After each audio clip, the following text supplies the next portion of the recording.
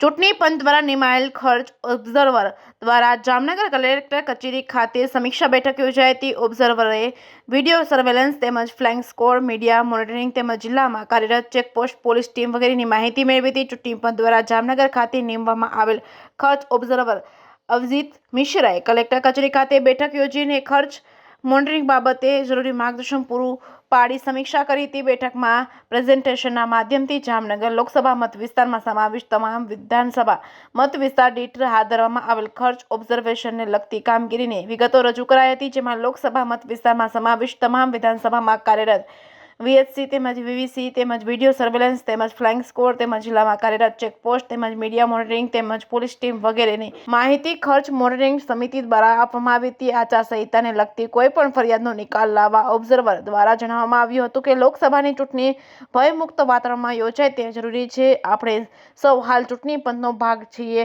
ત્યારે સૌએ જાગૃત રહી ચૂંટણીને લગતી ફરજો બજાવવા ઓબ્ઝર્વર દ્વારા જણાવવામાં આવ્યું હતું કે જિલ્લા વિકાસ અધિકારી વિકલ્પ ભારદ્વાજ દ્વારા હાથ ધરાયેલ ચૂંટણીલક્ષી તૈયારીઓ અંગેની સમીક્ષા કરી હતી। વિવિધ ટીમના ઉપસ્થિત અધિકારીઓ દ્વારા કરવામાં આવેલ કામગીરી અંગે માહિતી મેળવી હતી। આ બેઠકમાં નિવાસી કલેક્ટર બીએન ખેર, નાયબ જિલ્લા ચૂંટણી અધિકારી જીલ પટેલ તેમજ એમએસસીના નોડલ અધિકારી શારદા કાથડ તથા સહિતના અધિકારીઓ ઓફિસરો ઉપસ્થિત રહ્યા હતા। જેકેએસ ન્યૂઝ ગુજરાતી સાથે હર્ષલ ખંડેરિયા, જામનગર।